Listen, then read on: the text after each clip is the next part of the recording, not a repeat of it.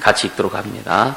예수께서 무리를 보시고 산에 올라가 앉으시니 제자들이 나온지라. 입을 열어 가르쳐 가라사대 심령이 가난한 자는 복이 있나니 천국이 저희 것이며 애통하는 자는 복이 있나니 저희가 위로를 받을 것이며 온유한 자는 복이 있나니 저희가 땅을 기업으로 받을 것이며 의에 줄이고 목마른 자는 복이 있나니 저희가 배부를 것이며 긍휼히 여기는 자는 복이 있나니 저희가 긍휼히 여김을 받을 것이며 마음이 청결한 자는 복이 있나니 저희가 하나님을 볼 것이며 화평케 하는 자는 복이 있나니 저희가 하나님의 아들이라 일컬음을 받을 것이며 의를 위하여 핍박을 받는 자는 복이 있나니 천국이 저희 것임이라. 나를 인하여 너희를 욕하고 핍박하고 거짓으로 너희를 거스려 모든 악한 말을 할 때에는 너희에게 복이 있나니 기뻐하고 즐거워하라. 하늘에서 너희 상이 큼이라. 너희 전에 있던 선지자들을 이같이 핍박하였느니라. 아멘, 아멘.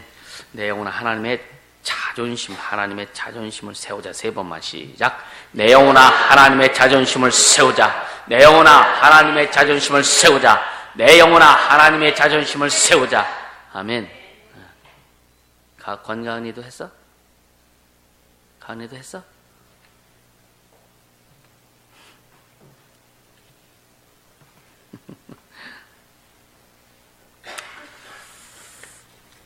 하나님 자존심을 생각하면 참 흥분되는 건데요. 하나님 자존심을 생각하면 이 하나님의 자존심이라는 얘기를 거의 제가 신앙생활에서 들어본 적도 없고요. 그렇게 말씀 많이 듣고 배우기도 하고 그래도 어떤 책에서도 이 하나님의 자존심을 세우자라는 이런 내용을 거의 읽어본 적도 사실 없거든요. 근데 그 하나님의 자존심을 세우자라고 하는 이 1년 동안의 주님의 주제를 주시고 또 매주마다 생각하게 하고 여러분 이 하나님의 자존심에 대해서 주일날만 생각하면 안 됩니다. 할렐루야. 하나님의 자존심을 세우는 그 신앙 자체가 돼야 돼요. 우리 삶 자체가 돼야 됩니다. 그분의 존재 앞에 우리의 모습이 되어져야 됩니다. 할렐루야. 그렇게 체질이 들 때 우리 일을 통해서 내 삶을 통해서 내 인생을 통해서 또 신앙을 통해서 하나님의 자존심 세워질 때 얼마나 많은 일이 일어날까? 얼마나 하나님의 큰 일이 일어날까? 우리가 가는 곳마다 하나님의 살아계심이 증거되고 우리가 가는 곳곳마다 하나님의 기름 부음이 넘치고 우리가 가는 곳곳마다 하나님의 생명 살리는 역사가 일어나는 그 자존심이 세워지는 예수 그리스도 이 땅에 오셔서 우리의 죄악을 다 담당하시고 죽으시고 부활하심을 말미암아 우리의 영원한 생명 주신 그 하나님의 그 은혜의 역사가 얼마나 강물처럼 흘러가게 할까? 할렐루야. 그래서 좀 속 좀 키우고 속 좀 단단하게 하고 중심 좀 잡고 뿌리를 내리고 그렇게 달려갈 수 있기를 주님으로 축복합니다. 그게 복 있는 자지요. 그게 복 있는 자지요. 육신적으로 참 주님은 우리의 부유를 우리에게 가난을 담당하고 우리에게 부유를 주셨지만 그분은 우리에게 비워라 그러죠. 주라 그러죠. 자꾸만 베풀라고 하는 거예요. 자꾸만 주라고 하는 거예요. 그래서 어떻게 하면 그러니까 목숨까지도 주라 이거예요. 네 생명까지도 내놓으라 이거예요. 할렐루야. 네. 나를 위해서 그러니까 네 목숨을 위해서 살려고 하면 너 죽어. 그런데 나를 위해서 네 목숨을 내놓으면 영원히 살리라. 살아도 살겠고 죽어도 살겠고. 할렐루야. 네. 하나님의 자존심을 세우는 인생. 그래서 그러면 하나님의 존재에 대해서 더 깊이 알아야 돼요. 하나님이 누구냐? 하나님이 어떤 분이냐?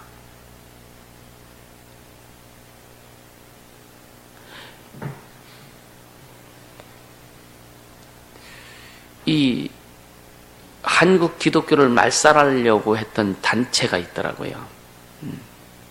거기를 주동했던 사람이 울산대학교 교수였는데 그래서 이 우리나라에 지금 막 법 같은 거 제정하고 기독교를 핍박하는 그런 제정하는데 선두주자로 연구했던 사람이 있어요. 그러면서 몇 가지 법도 실행시키고 이렇게 그 법을 올려서 통과시키게 만들고,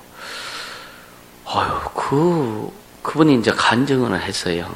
초판에 간증을 듣는데 막 속이 막 뒤집어지는 거예요. 막 속에다 이씨 나오는 거예요. 할머니하고 화가 나는데. 근데 그가 기독교를 이제 그 말살하기 위해서, 한국 기독교를 말살하기 위해서, 그러니까 기독교를 알아야 되잖아요. 그러다가 그가 이제 CTS를 그 어떤 목사님 설교를 듣다가 죄라고 하는 것을 딱 듣는 순간 온몸이 마비된 거예요. 그래서 그가 돌이켜서 예수 믿게 됐고, 이제는 그렇게 반대 운동을 하고 있습니다. 씩씩거리다가 참 다행이다.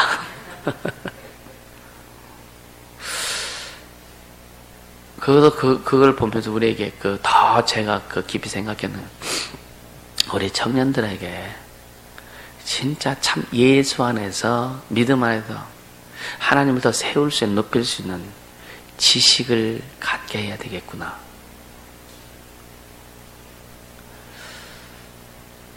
이렇게 의식이 있어야 되는데, 예수에 대한 의식이 있어야 되는데, 그러면은요, 예수에 대한 의식만 확실하면은요, 어떤 소스만 주면은 준비할 수 있어요. 청년들이라고만 학생들이라고 준비하는 게 아니라 어른들도 준비할 수 있어. 뭐가 있어야 돼? 예수에 대한 의식만 있다면, 복음에 대한 의식만 있다면, 맨날 진짜 엉뚱한 보면서 거기다 시간 낭비하면서 그냥 육시에 그냥 막 시덕거리고 안락하는 막 그런 프로그램들 너무나 많이 보고, 그게 좋아가지고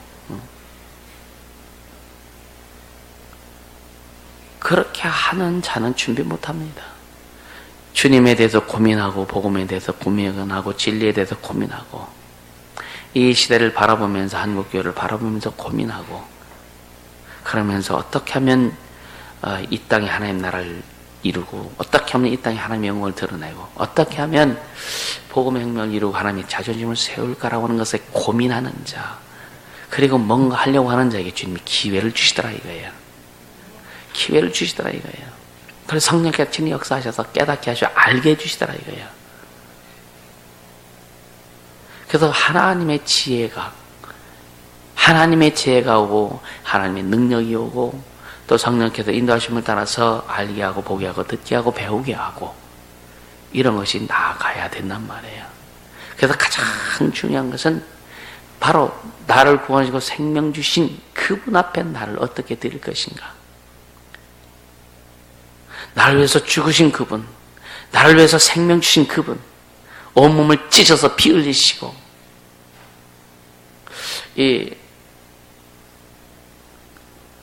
예수는 역사다라는 영화 혹시 보셨습니까? 예수는 역사다라는 그 영화가 있는데, 이제 어떤 의사가 예수님 십자가에 달려 돌아가실 때의 그 육체의 그 현상을 쫙 설명하는데, 이 못박혀 매달리고 이 새말뚝에 매달려 있을 때 호흡이 잘 될 수 없다는 겁니다. 호흡이. 한 6시간 반 정도 예수님이 십자가에다 매달려 계셨는데, 피가 다 쏟아지고 축 처져 있기 때문에 이 호흡하려면 몸을 가눠서 풀어서 호흡해야 되는데, 그것이 얼마나 힘들었겠냐. 매달려 계시면서도 7마디 말씀하실 때 마지막으로 다 이루었다. 이거는 그냥 다 이루었다가 아니라 주변에 있는 사람들이 다 들을 수 있을 정도로 큰 소리로 다 이루었다 하시고 운명을 하셨거든요. 가끔 보면은 막 호흡이 안 돼가지고 막 어떤 사람들 이제 좀 막 영들이 자꾸 막 호흡이 안 되면요, 얼굴이 막 눈이 시뻘개지고 얼굴이 하얘지고 막 금방 죽을 것 같이 그냥 막 그런 공포 그런 것이 막 느껴지고 하는 경우도 보고, 지난번 필리핀 세미나 때도 초초라고 하는 그 자매가 갑자기 쓰러지면 호흡이 안 되고 심장이 멎을 것 같고 막 얼굴이 새해지고 막 그런. 근데 그분은 그 십자가에 달려 계시면서 그 6시간 반 동안 그 호흡이 제대로 안 됐다라고 하는 거죠. 왜 그렇게 하셨어요? 창조주신 그분이, 창조주신 그분이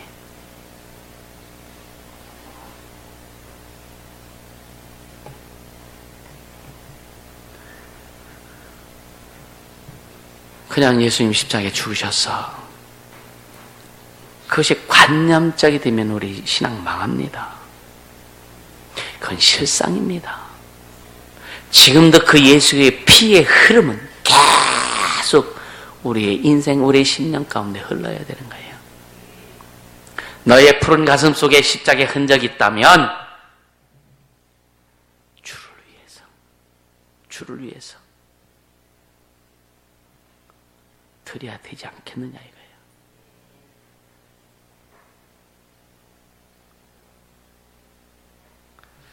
난 진짜 우리 2세대, 3세대 특히 우리 아이들이 진짜 막 예수님 하면 그냥 막 자다가도 발딱 일어나가지고,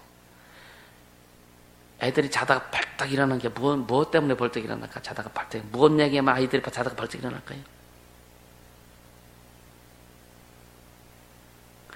야, 예배하자 그러면 아이고 쌍시옷 하면서 그냥 막, 근데 뭐하면 자다가 벌떡 일어날까? 진짜 아이들에게 육신적으로 필요한 거 뭐, 너 이거 있어 줄게 그러면 정신없이 일어날 거란 말이에요. 이건 타락이야, 타락. 여러분들도 마찬가지예요. 주의 영광을 위해서, 주의 이름을 위해서, 주의 뜻을 위해서, 나를 위해서 죽으시고 나를 위해서 생명 주신 그분의 이름을 높이고 그의 영광을 위해서 나아가자 할 때는 정신없이 벌떡 일어나야 되는데, 깨어 나가야 되는데, 그것은 전혀 상관이 없고, 주님이 복 준대. 복 준다고 하면 좀 눈을 뜰까? 복은 그게 복이 아니라고요. 허접한 가치 없는 복에 우린 미치면 안 돼요. 진짜 주님이 원하시는, 주님이 주시고자 하시는 복 있는 사람의 자리로 가야 된다 이거예요. 할렐루야. 그러니까 복 있는 자는요, 하나님의 자존심을 세우는 자가 복 있는 자입니다.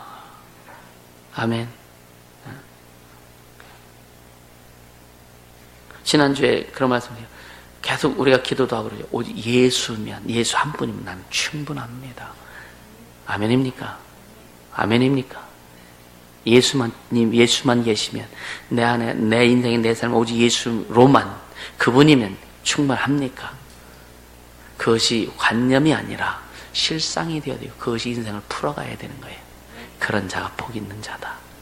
그런 자가 복 있는 자다.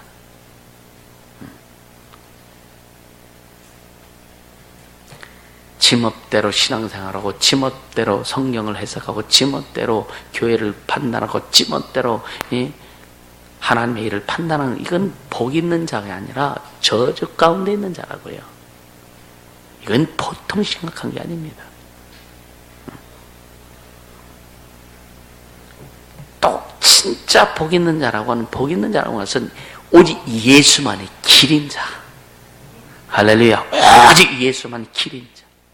다른 길이 쭉 널리 우리 눈에 다른 길이 있어서 그 길이 굉장히 좋은 것 같고, 그 길 가면은 참 삐까번쩍하고 진짜 뭔가 세상 영화 다 얻을 것 같을지라도 그 길 선택하지 않고 오직 예수 한 번 그 길만 선택할 수 있는 자. 생명의 가치를 알고, 영생의 가치를 알고, 복음의 가치를 알고 갈 수 있는 자, 그가 복 있는 자입니다. 조금만 육신이 어려우면 타협하고, 마음과 생각이 어려우면 타협하고 퍼질러 버리고, 이건 복 있는 자의 바늘에 들어갈 수도 없습니다. 난 여러분들이 다 진짜 복 있는 자 되기를 주님을 축복합니다. 너 북한에 가서 죽어. 그렇게 할 수 있는, 너 아랍에 가서 모슬렘 지역에 선교하다가 너 죽어. 그럼 과연 자식들에게 그 얘기 할 수 있겠느냐 이거예요. 그럼 또 쓱 한 발 빼갖고 주님이 하라고 하면 하지요 뭐. 주님 그런 마음 가지고 절대 하라고 안 하세요. 진짜 주와 복음을 위해서 목숨 내놓고 진짜 항상 그 마음에 준비하고 어떤 상황이 돼서 여러분요 주와 복음을 해서 밖에 나가서 순교할 수 있는 그런 믿음의 자세, 그런 자상 있는 자가 교회에서 그렇게 하겠느냐 이거예요. 신앙생활을 그렇게 하겠느냐 이거예요. 기도 생활을 그렇게 하겠느냐 이거예요. 직분을 그렇게 감당하겠느냐 이거예요. 주와 복음을 해서 목숨 내놓는다고, 주와 복음을 해서 내 인생 다 드리겠다고 하면서도 단 한 시간도 제대로 주 앞에 드리지 못하는, 자기 감정에 너무 충실해서, 자기 생각에 너무 충실해서 그렇게 사는 자들이 어떻게 갈 수 있겠느냐 이거예요. 하룻밤에 49채 집을 수백 채 짓잖아요. 똑같은 거죠. 신앙은 관념이 아니라 실상입니다. 생각이 아니라 현실입니다. 할렐루야. 그래서 진짜 복 있는 자, 성경은요,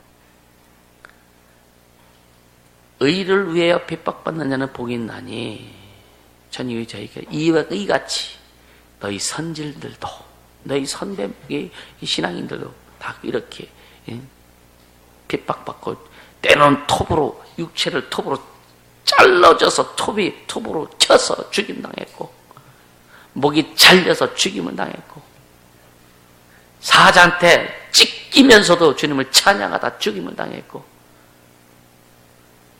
그걸 누가 말리느냐 이거예요. 조금만 속상하면, 조금만 서운하면 그냥 주님의 은혜는 다 출장 보내고,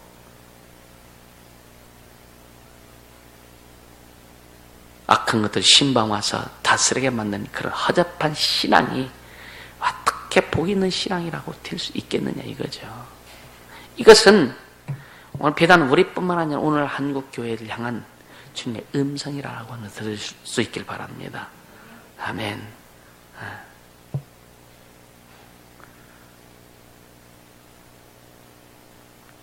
아이들 성경 안 읽고 기도 안 하면 진짜 매를 가지고서라도 다스릴 수 있어야 되는데, 기도하든 말든 교회 나오든 말든 교회 나오는 것만으로 족하지 않길 바랍니다. 중고등학교 때 진짜 신앙생활 제대로 하고 주님을 경험하지 못하게 하고 영접하지 못하고 경험하지 못하면은요, 대학교 들어가면 애들이요 세상으로 거의 다 빠져나갑니다. 거의 다 빠져나갑니다. 왜?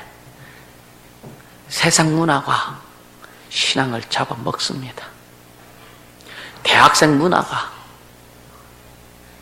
오늘날이요 얼마나 세상이 악하고 이 마귀가 이 하나님의 창조 질서를 파괴하고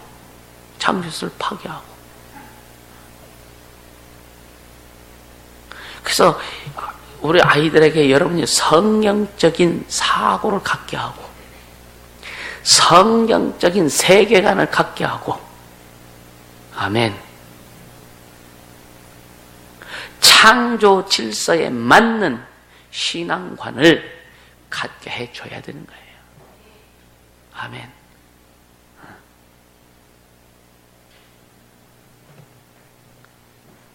그러기 위해서 먼저 진짜 부모가 성경적인 신앙관을 가지고, 성경적인 세계관을 가지고, 성경적인 가치관을 가지고 가야 자식들에게 흘러가게 할 수 있다. 아멘. 비록 지금 자식들이 예를 들어서 말을 한다 그럴지라도 부모들만이라도 그렇게 간다면 결국은 그 흐름은 흘러가게 돼 있다. 할렐루야. 반드시 흘러가게 돼 있습니다. 진짜 심령이 가난한 자, 오직 예수만이 목적되는 자, 할렐루야. 그렇게 달려갈 수 있기를 주님을 축복합니다. 오늘 여러분에게 이 서론적으로 주신 이 말씀이요, 생명의 말씀입니다. 영혼을 살리는 말씀이요, 인생을 살리는 말씀이요, 가정을 살리고 자녀를 살리고 이 시대를 살리는 말씀이라 이거예요. 할렐루야. 그래서 오늘은 두 번째로 뭐냐? 애통하는 자는 복이 있나니. 애통하는 자는 복이 있나니.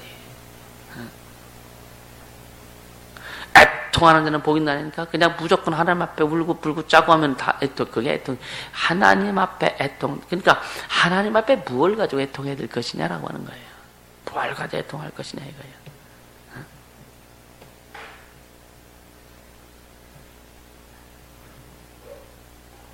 그럼 한번 그 마태복음 22장 한번 볼까요? 마태복음 22장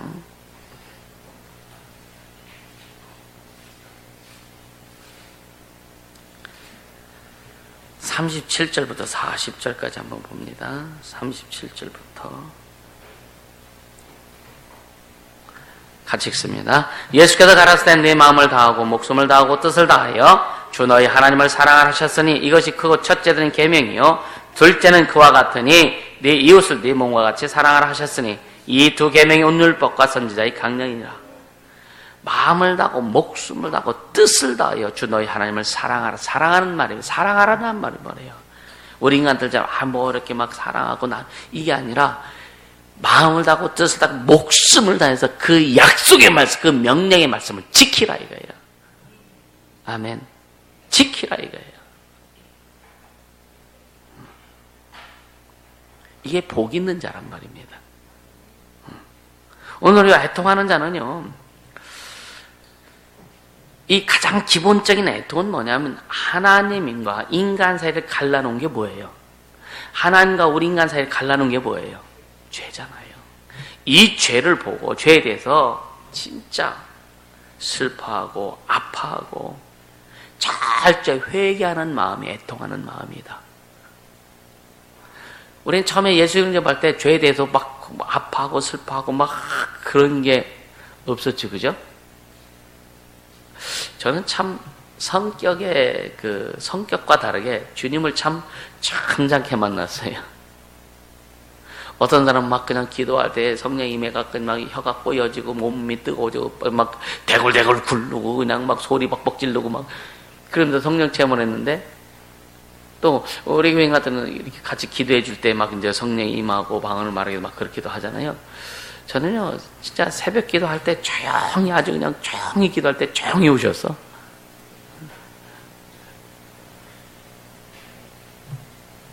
근데 진짜 여러분 그런데 제가 신앙생활 하면서 그 죄에 대한 애통함이 나왔고 신앙생활 하면서 하나님의 자녀가 되고 나서 얼마나 더럽고 추하니 또 애통하다는 것은 펑펑 울어야 애통함이 아니야. 가슴을 찢는 마음을 찢는 마음. 죄를 보고 가슴을 찢고 이 시대의 죄악을 보고 가슴을 찢고 내 자녀들이 하나님 뜻대로 살지 못하는 것을 보고 마음을 찢을 수 있는 자, 그게 애통함이란 말이에요.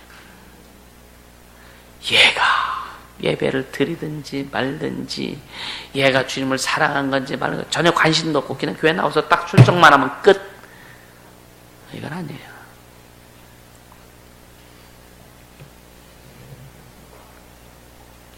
이사야 61장 우리 한번 같이 볼게요.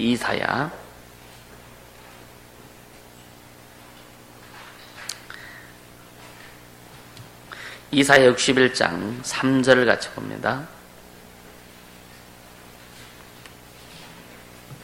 이사야 61장 3절에 보면 무릇 시온에서 슬퍼하는 자에게 화관을 주어 그 죄를 대신하며 희락의 기름으로 그 슬픔을 대신하며 찬송의 옷으로 그 근심을 대신하시고 그들로 의의 나무 곧 여호와의 심으신 바 그 영광을 나타낼 자라 일컬음을 얻게 하려 하심이니라.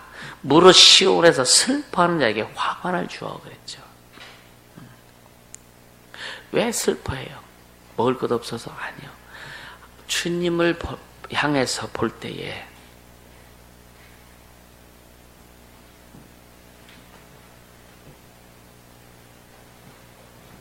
66장 10절 한번 봅니다. 66장 10절 같이 읽습니다. 예루살렘을 사랑하는 자여 다 그와 함께 기뻐하라. 다 그와 함께 즐거워하라. 그를 위하여 슬퍼하는 자여 다 그의 기쁨을 인하여 그와 함께 기뻐하라. 그를 위하여 슬퍼하는 자여, 그를 위해서 슬퍼하는 자여.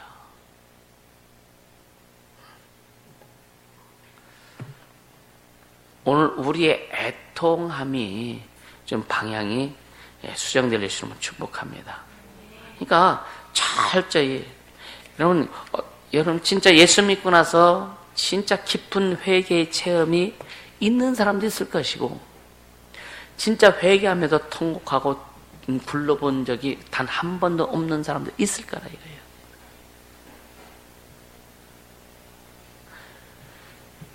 다시 한번 여러분이 오늘 말씀을 듣고 지난 시절 신앙을 한번 추억해 보세요.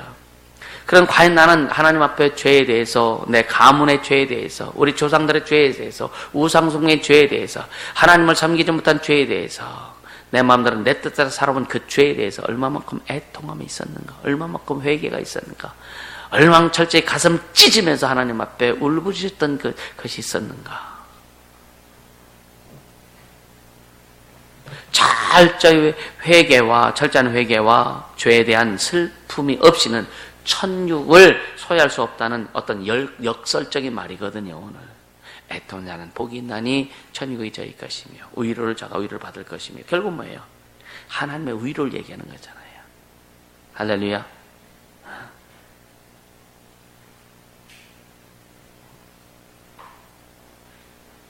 자녀들이 잘못을 해도 그냥 얼버무려 버리는 그런 것들. 여기에 위로란 말이 있잖아요. 위로.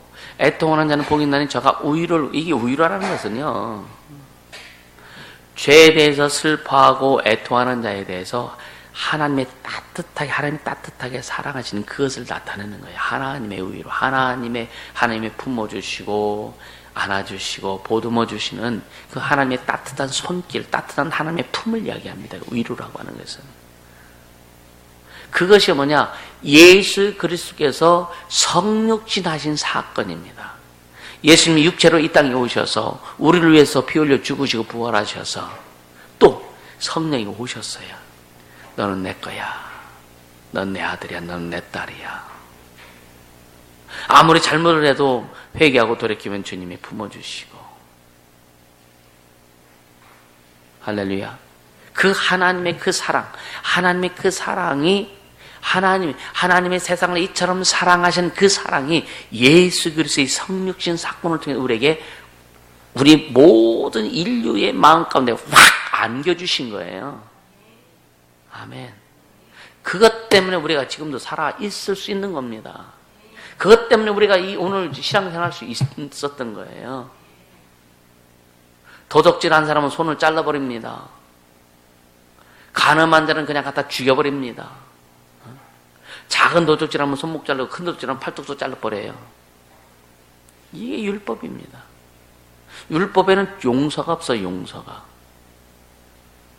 그러니까 율법으로는 죄를 깨닫는다. 죄를 깨달으면 어려요. 지옥 가는데. 근데 율법을 때 죄를 깨닫고 예수를 만나게 하셨잖아요. 예수님이 우리 이 땅에 오셔서 율법의 요구를 죄의 삭선 사망이라고 하는 율법의 요구를 예수님이 다 이루어 주시고 우리에게는, 그를 믿는 우리에게는 율법의 요구가 적용되지 않도록 하신 은혜가 있단 말이에요. 아멘. 그것이 주님의 사랑, 성육신하신 육체로 오셔서 고난과 고통과 저주를 받으시고 우리를 구원하신 그 하나님의 사랑이란 말이에요. 이 사랑을 많고 소유하고 이 사랑을 가슴에 품고 이 사랑을 가지고 시대를 바라보고 역사를 바라보고 한국교를 바라보고 여러분 자신을 바라보고 영혼을 바라보라고 하시는 거예요. 그렇게 바라볼 수 있는 자는 애통할 수 있습니다. 아멘. 그렇게 바라볼 수 있는 자. 너희는 이 마음을 품으라 곧 그리스도 예수의 마음이 빌립보서 2장 5절에 말씀하신 이 말씀처럼 그는 하나님과 본체시나 하나님의 본체시나 하나님과 동등됨을 취할 것으로 여기지 아니하시고 겸손하게 종의 몸으로 사람의 몸으로 왔다 이거예요. 죽으시고 부활하셨다 이거예요. 그래서 하나님께서 그를 지극히 높여 모든 이름에 뛰어난 이름을 주셨다. 그리고 하늘에 있는 것과 땅에 있는 것, 땅에 물속에 있는 어떤 것이라 그 이름 앞에 무릎 꿇게 하셨다. 그 무릎 꿇게 하신 그 이름을 오늘 우리에게 주셨어요. 영접하는 자, 곧 그 이름을 믿는 자, 그 이름을 소유하는 자들에게 하나님의 자녀가 되는 권세를 주셨는데, 할렐루야. 우리는 하나님의 자존심을 나타낼 수 있는 충분한 이유와 목적과 내용을 다 가지고 있단 말이에요. 아멘. 그런데 만약에 이게 하나님의 자존심 우리 안에서 나타내지 못한다면 진짜 바보죠. 그렇잖아요. 다 주셨는데 중심 잡지 못하고 헷갈리고 자기 생각이 주인이 되어서 헷갈리고 이 얼마나 이걸 미련이라고 성경 말합니다. 미련. 미련은요 절구에 넣고 쪄도 안 벗겨진다 그랬거든요. 이거 벗겨지는 것은 회개밖에 없어요. 회개밖에 없습니다. 그래서 말씀을 들어야 되니까 내 실체를 깨달아야 되는 거예요. 내가 얼마나 더럽고 추하고 허접한지 내 실체를 깨달아야 되는 거예요.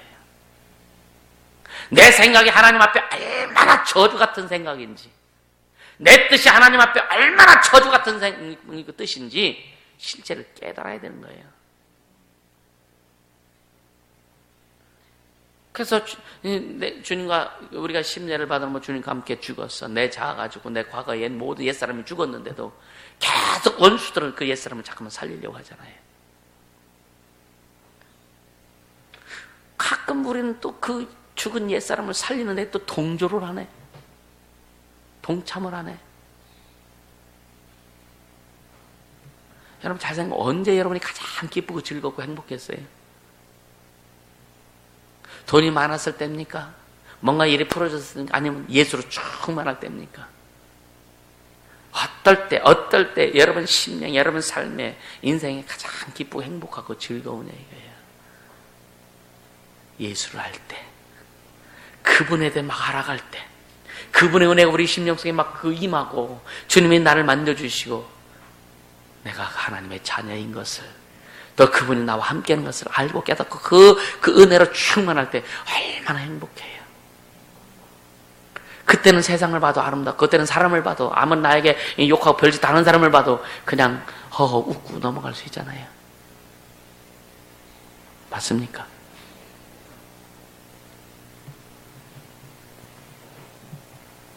그때로 돌아가지 마세요. 지금 내 삶의 신앙에서 그것을 더 회복시키고 더 풍성하게 만들자. 아멘. 그렇게 가야 되는 거예요. 그렇게 가야 되는 거예요. 아이들에게 이걸 주고 싶은 거예요. 다 버려도 예수면 끝이다라고 하는 거.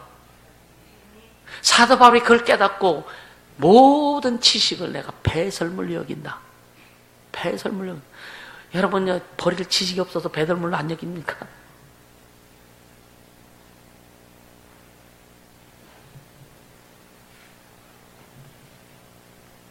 그래서 우리가 진짜 그 모습으로 좀 갈 수 있으면 좋겠다. 아멘. 나를 구원하시고 생명 주시고 내게 은혜 주신 그 은혜가 정말 예수를 알아가면서 얼마나 참 막, 그래서 성경은 뭐냐, 하나님 말씀이 꿀송이보다 더 달다. 그런 경험을 좀 해본 적이 있을 겁니다. 그게 깊어지면은 이제 어느 정도 이렇게 이런 그 흐름 타고 가다가 어느 정도 올라가면은요, 이제는 말씀으로 가는 그때가 오는데, 그때는요, 무슨 말씀을 읽어도 좋고, 무슨 말씀을 봐도 좋고, 깨달아지고. 할렐루야.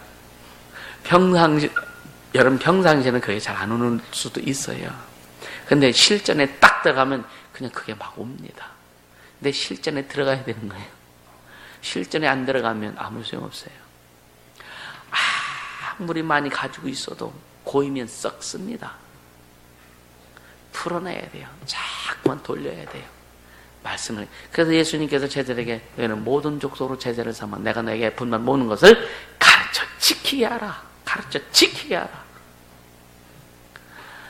안 되면 새끼들한테도 가르치라 이거예요. 진짜 가르쳐 내 새끼만큼이라도 제자 만들자. 해볼 수 있는 거 아니에요. 아멘. 그렇게 하려고 할 때 주님이 영혼을 붙여주신다고 해요. 하지도 않는데 무슨 영혼을 붙여주겠어. 주님 붙여주면 내가 하겠습니다. 붙여줘도 못했잖아요. 하나 MBG 왔을 때 여러분 붙여줘도 못했잖아요. 사람도 왔을 때 옆에서 구경만 하고 있었잖아요. 제대로 붙들고 예수에 대해서 진짜 한번 가르쳐 봤느냐 이거지. 예수를 주어봤느냐 이거지. 욕하는 거에 동참해 같이 욕은 했을지라도 과연 예수를 주어봤느냐 이거예요. 같이 비판하고 그랬지. 진짜 내게 생명지 그 예수를 주어봤느냐 이거야. 주님이 얼마나 이거 슬퍼하셨는지 아십니까?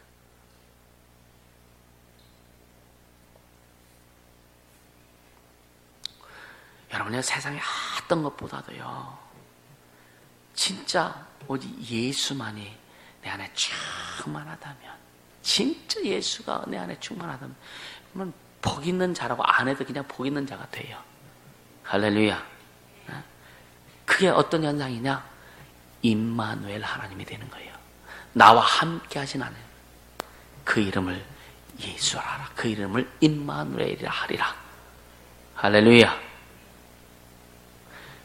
따라서 예수가 임마누엘 되게 하자. 아멘.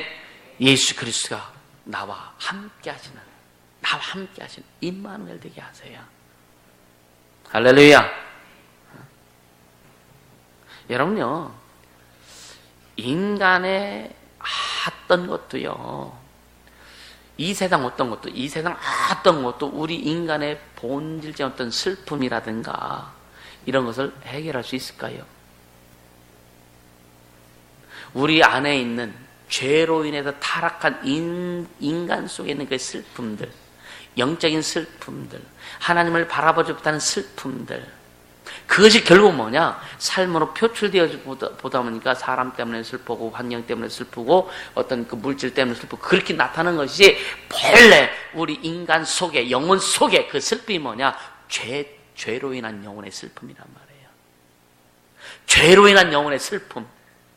죄를 짐으로 해서 영이 여러분 찬양 가운데 영의 탄식 소리 들려온다. 그 찬양도 있지. 왜 영이 탄식합니까? 왜 영은 알아요. 지옥 갈까? 그 죄로 인해서 그 영이 슬퍼하고 탄식하는 그 소리를, 그것을 우리는 이 세상 어떤 것으로도 해결할 수 없다.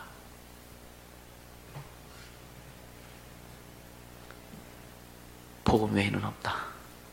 예수 외에는 없다. 아멘.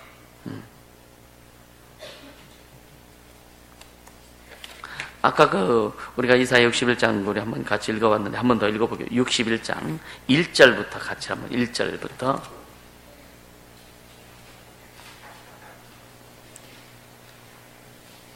1절, 2절, 3절, 아까 3절 같이 읽는데 한 번 더 읽어보죠. 이사야 61장 1절부터 3절 같이 읽습니다. 여호와의 신이 내게 임하였으니 이는 여호와께서 내게 기름을 부으사 가난한 자에게 아름다운 소식을 전하게 하려 하심이라. 나를 보내사 마음이 상한 자를 고치며 포로된 자에게 자유를, 갇힌 자에게 노임을 전파하며 여호와의 은혜해와 우리 하나님의 신원의 날을 전파하여 모든 슬픈 자를 위로하되 무릇 시온에서 슬퍼하는 자에게 화관을 주어 그 죄를 대신하며 희락의 기름으로 그 슬픔을 대신하며 찬송의 옷으로 그 근심을 대신하시고 그들로 의와 나무 곧 여호와의 심으신 바 그 영광을 나타낼 자라 일컬음 얻게 하려 하심이니라. 아멘. 주 여호와의 신이 내게 임하셨으니 이는 여호와께서 내게 기름을 부으사. 지금 이사야가 고백하잖아요. 그것이 뭐냐? 이제 하나님 아버지를 통해서 예수 그리스도에게 기름 부으심이 임에 대한 것을 지금 이야기하는 겁니다. 가난한 자에게 아름다운 소식을 전하게 하려 하십니다. 가난한 자에게 복음이 전파되며 눌린 자를 자유케 하며 상한 자를 고치시며 할렐루야 포로된 자에게 자유케 하며 아멘. 그러니까 예수밖에는 인간의 그 영혼의 슬픔, 이 아픔들을 오직 예수밖에는 복음밖에는 위로할 것이 없다. 아멘. 예수밖에는. 아멘입니까? 믿으십니까? 다른 어떤 것 가지고 우리는 위로받을 생각하지 않길 바랍니다. 그래서 따라서 예수면 충분합니다. 아멘. 예수면 충분한 거예요. 다나야 맞냐? 진짜 예수면 충분해야 돼요. 충분해야 돼요. 할렐루야. 예수면 여러분이 진짜 다른 게 오직 주님이면 내 인생에 주님이면 충분합니다. 내 삶에 오직 주님이면 충분합니다. 내 영혼에 주님만 계시면 충분합니다. 그것이요 그냥 관념적인 기도가 아니라 고백이 아니라 실상 진짜 심령 속에서 올라나오는 진실한 마음을 가지고 그렇게 고백해 보세요. 그런 어느 순간 주님이면 끝나. 그게 복된 자다. 그게 복 있는 자다. 애통하는 자는 복이 나니 저가 의를 하나님의 의를 받는다. 하나님의 의로. 죄로 인해서 죽을 수밖에 없던 자에게 여러분 그렇잖아요. 위로는요 하나님의 구원하심밖에 없다. 아멘입니까? 죄로 인해서 고통당하고 죄로 인해서 죽을 수밖에 없고 그래서 사람들이 그러잖아요. 너무 어렵게 힘들면 전생에 내가 무슨 죄가 이렇게 많아서 자식이 속썩이면 내가 무슨 죄가 그렇게 많아서 너무 어렵게 힘들고 인생이 고통스러우면 내가 무슨 죄가 이렇게 많아서 그런 얘기 하잖아요. 우리 이미 죄를 가지고 태어나서 죄를 가지고 태어난 인생에게 덧붙인 게 뭐냐? 가문의 흐름, 저주, 조상들의 죄 같이 덧붙여가지고 인생이 그렇게 힘들고 곤고한 거예요. 돈 많은 거 부러워하지 않길 바랍니다. 그도 죽어. 그도 죽어. 한국의 제1의 갑부도 80을 살지 못하고 끝나버리잖아요. 아무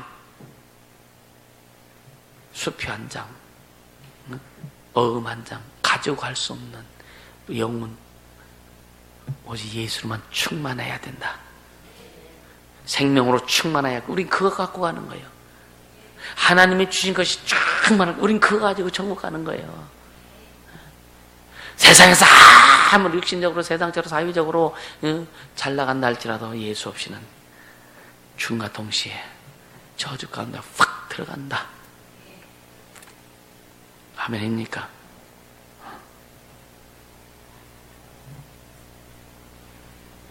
여러분 이제 우리 애통을요 좀 넓혀가야 돼요. 우리 애통을 진짜 여러분 속에서 애통했다면 나라 자신을 위해서 애통했다. 이제는 영혼을 위한 애통으로 발전해야 되고 한국 교회를 향한 애통으로 발전해야 되고 이 민족을 향한 애통으로 발전해야 되고 세계를 향해서 발전해야 됩니다. 아멘. 한국교회 복음의 혁명을 이루고자 하고 기도해왔던 세월들 그렇다면 이제는 비판할 것이 아니라 한국교회가 진짜 하나님 앞에 범정해 있는 현실들을 한쪽에서는 예배들 한쪽에서는 무당 굿판버리는 그런 참 심각한 기독교 무속화가 이루어지는 이 시대를 바라보면서 하나님 앞에 한국교회의 죄악을 회개하고 그 애통함으로 나아갈 때 비판할 때는 하나님께서 우리에게 붙여주시지 않자면 품고 기도하고 품고 갈 때 주님이 붙여주신다는 사실을 기억하시길 주님을 축복합니다. 이제는 비판하는 것이 아니라 분별하면서 한국교회를 품고 영혼을 품고 시대를 품고 애통하는 자들이 되기를 주님으로 축복합니다. 그게 복 있는 자다. 할렐루야. 목자콘에도 잠깐 언급했지만 여러분요, 2007년 평양 대풍, 그건 하나님이 이 나라에게 오신 사건이에요. 하나님께서 친히 임하셔서 수많은 영혼들 심령 속에 주님이 임하셔서 교회를 향하게 하시고 주님을 향하게 하시고, 그래서 그들 인생 삶 속에 하나님의 영광을 드러냈던 그때를 주님이 기억하고 계세요. 그래서 그 여파로 6.25 전쟁 이후에 대한민국은요, 기독교의 부흥을 통해서 세계 유일의 기독교 부흥의 역사를 이룬 나라가 한국입니다. 그리고 경제 발전을 이룬 나라가 한국입니다.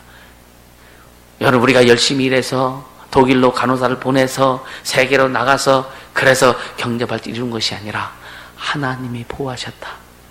하나님이 이루셨다. 그 결과로 세계에서 말하는 한강의 기적을 이룬 것은 하나님의 손길에 의해서 이루어졌다. 이것을 잊지 말라는 거예요. 우리가 잘해서, 우리가 똑똑해서, 우리가 뭐 열심히 해서 새마을운동 해서 아닙니다. 그 밑바탕에는 기도하는 자들의 눈물의 기도가 있었고, 한국 기독교인들의, 한국 성도들의 그 핏뿌림이 있었고 눈물 뿌림이 있었다는 거예요. 애통함이 있었다는 거예요. 우리 그 바톤 이어가야 되지 않겠어요? 이제는 세계로. 하나님이 얼마나 우리나라를 축복하셨느냐면요, 미국은 땅이 넓고 사람도 많잖아. 그래서 세계 선교사를 보낸 제일 많이 보낸 나라가 미국입니다. 그 다음이 우리나라예요. 물론 선교사들 세계 나가서 때로는 좀 잘못하는 사람도 있지만 그거 보지 말고 하나님이 일하시는 사람만 보자. 할렐루야. 이제는 교회가 다시 한번 회복될 때예요. 할렐루야. 회복될 때입니다. 여러분요, 한국교회의 복음의 혁명은 큰 교회에서 못합니다. 못합니다. 이미 체질화된 그런 틀들, 목사가 의식이 있어도 이미 수많은 성도들이 틀에 박혀있기 때문에 안 되는 거예요. 우리에게 준 사명, 우리 교회 준 사명 하나하나 이루며 갈 수 있기를 축복합니다. 그래서 우리 2세대, 3세대를 진짜 하나님의 사람으로 만들어서 진짜 세상 사람들도 탁월한 정치인도 나와야 되고, 탁월한 과학자도 나와야 되고, 경제인도 나와야 되고, 의료, 법조계, 기타 모든 사회의 전문적인 분야에 탁월한 자들이 나와서 주님만 높이는 그런 이 시대를 만들어 가자 이거예요. 아멘. 그렇게 가자 이거예요. 따라서 주님이 하시면 됩니다. 우리 청소년들 잘 들어. 그래서 여러분의 인생을 주님이 하시는 인생으로 만들어 가지고 가자 이거예요. 그래서 매일 그래도 속 아픈 게 뭐냐? 아, 이놈들을 어떻게 이놈들을 어떻게 만들어야 될 것인가? 이놈들을 어떻게 만들어가야 될 것인가? 여러분, 매일 이게 고민하는 거예요. 얘들을 어떻게 만들어가야 될 것인가? 고민하는 거예요. 근데 진짜 따라오는 게, 나는 한 사람도 제대로 따라온 사람이 없네.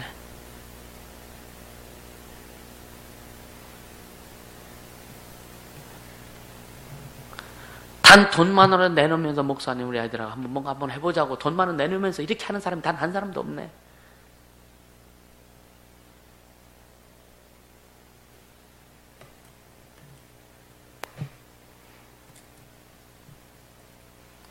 주님 내 마음 아실 겁니다. 그리고 그 마음 가운데 주님 일하실 줄 알아요. 반드시 이루어 가실 겁니다. 그럼 누가 거기에 같이 할 수 있는 자가 될 거냐? 제발 그만 시기질도 하고 불평불만 그만하고 털고 나아갈 수 있기를 축복합니다. 복 있는 자의 자리로 빨리 돌아가세요. 그러면서 5절에 온유한 자는 복이 있나니 말씀하죠. 온유는 겸손과 좀 비슷하기도 합니다.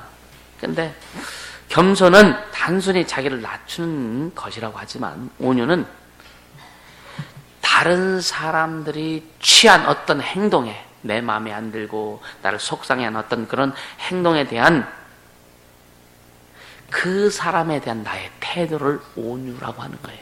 어떤 태도를 하느냐. 어떤 태도를 하느냐.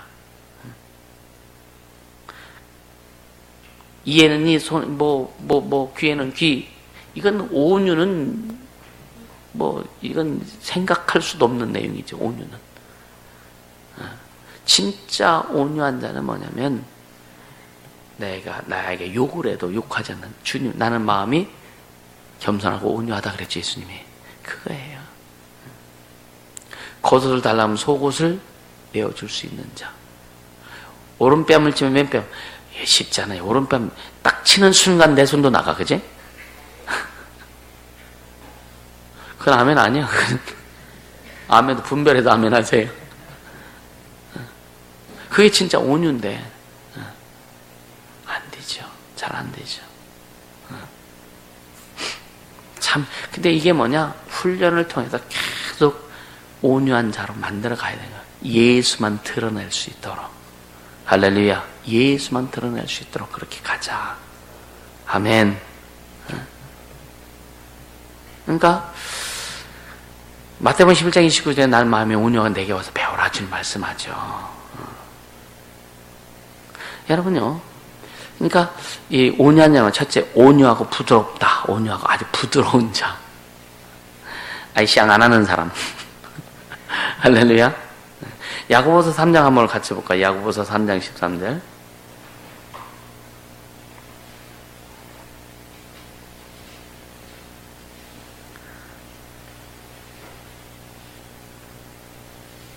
같이 읽습니다. 너희 중에 지혜와 총명이 있는 자가 누구뇨? 그는 선행으로 말미암아 지혜의 온유함으로 그 행함을 보일자.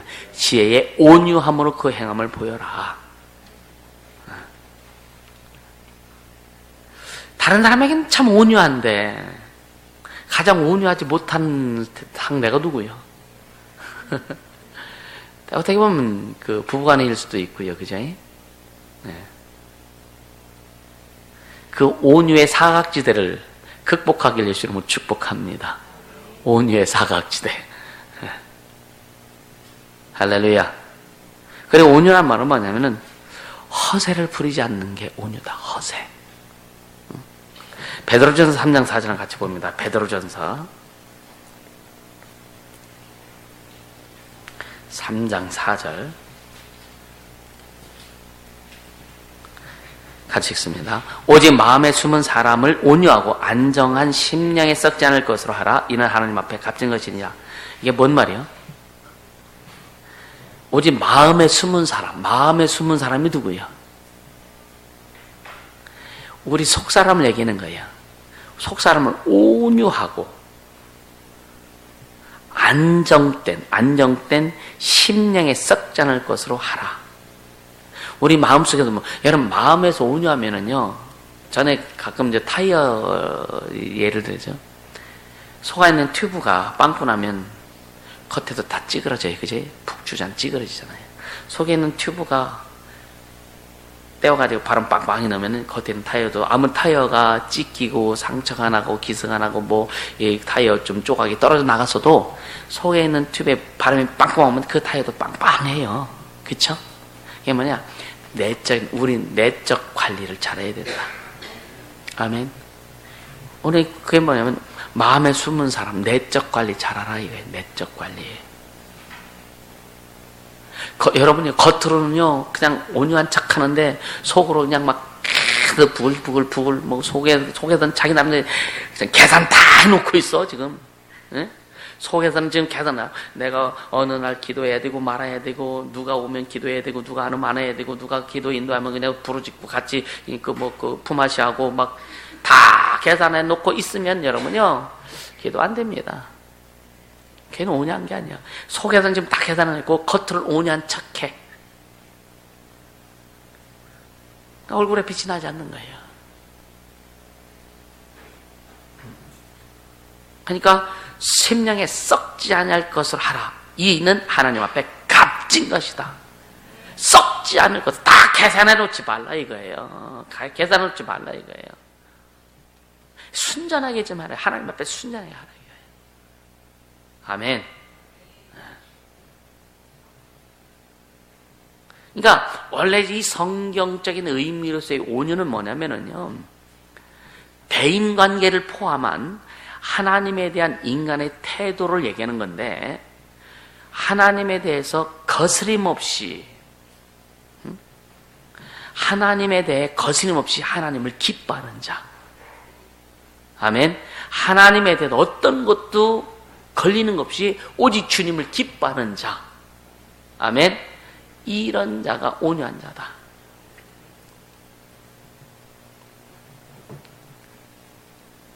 그러니까 이자 온유한 자는요, 그렇게 될 때 또 어떤 현상이 나타나, 다른 사람에 대해서 선의를 갖고 대합니다. 선의를 갖고 대하고, 자신이, 우리 자신이 피조물됐다는 건, 지음받은 존재, 피조물됨과 하나님의 창조주 되심의 관계를 인정하는 거예요. 그리고 그렇게 내가 피조물이고 하나님 창조주다. 그 창조주와 피조물과의 관계를 정확히 인식하는 자. 아멘. 자, 시편 37편 같이 봅니다. 시편 37편.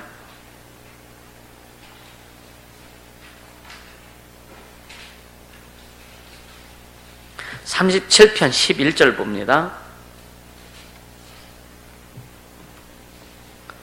같이 읽습니다. 오직 온유한 자는 땅을 차지하며 풍부한 화평으로 즐기리로다. 그러니까 온유한 자는 복이 나니 저가 땅을 기업으로 받는다 그랬어요. 이 땅을 기업으로 받다. 진짜 온유한 자가 그냥 막 100만, 200만, 300만 땅을 기업으로 받을까? 우리는 참 먼저 육신적인 것으로 해석하면 안 돼요. 아멘. 이게 뭐냐면은요, 아까 우리가 금방 11절 읽은 것처럼 이게 뭐냐면 약속의 땅. 그러니까 어떻게 보면 구약에 보면은 가나안 땅을 얘기할 수도 있어요. 가나안 땅. 주님이 또 이스라엘 백성들에게, 그래 이스라엘 백성들이 진짜 온유했나? 이스라엘 백성들이 온유했다라고 성경에 말하죠. 모세는 온유했다라고 얘기하지만 이스라엘 사람들에게는 온유했다라고 하잖아요. 신명기에 보면은요, 이스라엘 백성 출애굽해가 얼마나 하나님 앞에 반역하고 하나님을 10번 이상을 하나님 앞에 불평불 반역을 해요. 그래서 주님이 후회는 하시지 않지만, 야 모세야, 넌 네 백성 이끌고 빨리 가. 나는 안 갈게. 그렇게 주님이 그렇게 말씀하실 정도로 이스라엘 백성들이 생각해봐도 홍해 하나만 갈라진 사건, 아니 그 전에 10가지 재앙이 임하면서 장자의 죽음의 사건까지, 그래서 6월절 이제 6월절 넘어가고, 그죠? 그 다음에 이제 이스라엘 백성이 출애굽을 합니다. 그 사건 하나만 생각해도 10가지 재앙을 일으켰을 때 이스라엘 사람들은 한 사람도 한 가정도 해를 받지 않습니다.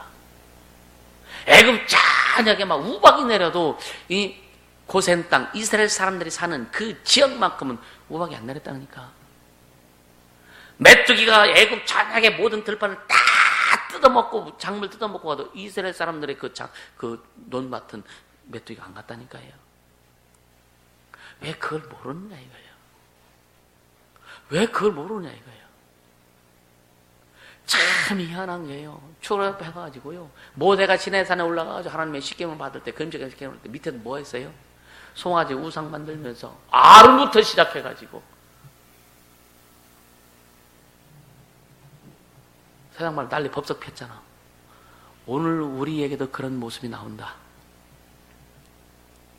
하나님의 은혜를 얼마나 많이 경험했음에도 불구하고 얼마나 원수를 좋아하는 짓을 하느냐 이거예요. 그럼 매일매일 돌이켜야 되는 거예요.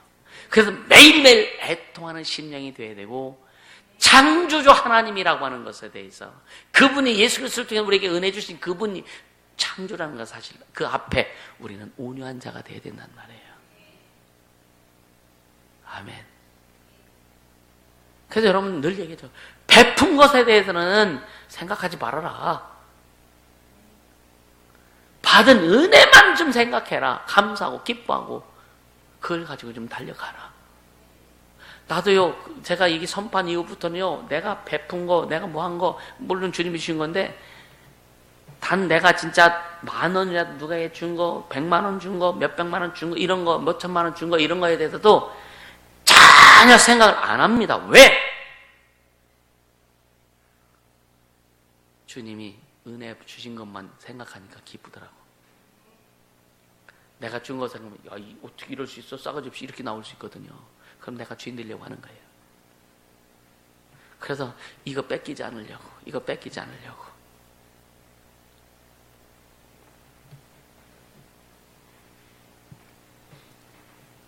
그러니까 온유한 땅을 기르면서 우리는요, 진짜 천국을 소유한 자들이잖아요. 아멘입니까? 천국을 소유했으면 됐지. 천국보다 더 귀한 거 소유하려고 하나? 그치? 그러니까 이 땅이라고 하는 것은 다른 그 본질적으로 그 이야기하면 예수 그리스도로 말미암아 하나님과의 관계를 회복한 자가 차지하게 될 하늘나라. 그 하늘나라가 뭐냐? 천국도 하늘나라지만 이 땅에 임한 하나님의 나라. 이 땅에 임한 하나님의 나라의 삶을 살 때에 우리에게 필요한 것을 주님이 풀어주시다 이거예요. 그런 차원으로 땅을 기업으로 얻을 것이라고 하는 것을 여러분들이 인식하기 바랍니다. 아멘. 필요하면 땅도 주시겠죠. 필요하면 건물도 주시겠죠. 아멘입니까? 그래서 진짜 주와 복음을 위해서 우리가 얼만큼 내가 달려가려고 하는가? 주와 복음을 위해서 주의 영혼을 내가 얼만큼 달려가려는가? 진짜 이 영혼을 바라면서 애통하고 이 시대를 바라면서 애통하고 자식들 보면서도 애통하지 않네? 마음은 뭐 안 되는데 하는데도 불구하고 주님의 심정을 가지고 애통하지 않네. 그렇다면 뭐냐? 자기 영혼을 보고 자기 영적 상태를 보면서 애통하지 않는다는 겁니다. 자기 영적 상태를 보면서 애통해야 되는데 교만해가지고 듣는다 본다 뭐한다 이게 교만해가지고 자기 영적인 자기 영혼이 지금 얼마나 지금 막 그냥 그 구렁텅이에 빠져있고 자기 영혼이 얼마나 지금 막 그냥 애통하고 있는 이걸 못 봐. 그런 게 스스로 애통함이 없는 거예요. 육의 눈으로 보이는 것들 그것이 판단의 잣대가 돼가지고 환경으로 보이는 것들이 환경의 잣대가 되고 사람이 무슨 말할 때 그것이 잣대가 돼가지고 그것만 나오네. 그러니 진짜 주님이 원하시는 애통하는 자가 될 수가 없는 겁니다. 주님이 원하시는 주님 말씀하시는 온유한 자가 될 수 없는 거예요. 이해가 되십니까? 그래서 철저히 신앙은 하나님의 시각으로 봐야 된다. 하나님의 시각으로 나를 보고 하나님의 시각으로 교회를 보고 하나님의 시각으로 목회를 보고 하나님의 시각으로 영혼을 보고 하나님의 시각으로 이 시대를 보고 하나님의 시각으로 한국교회를 보고 희민적으로 보자 이거예요. 그럴 때 진정한 애통하는 자가 되고 온유한 자가 될 수 있다. 할렐루야. 중국에 선교하다 잡혀가가지고 막 그렇게 고문했는데 고문해가지고 그냥 막 헐 마음에 상당히 아픔이 있는데 주님 그때 어디 계셨습니까? 네가 감옥에 있을 때 그런 고난당할 때 고통당할 때 나는 내 일을 했다. 고문했던 4명 중에 한 사람이 예수 믿고 다 네 가족이 다 예수 믿었어요. 다 예수 믿고 나머지 한 사람은 목사가 됐습니다.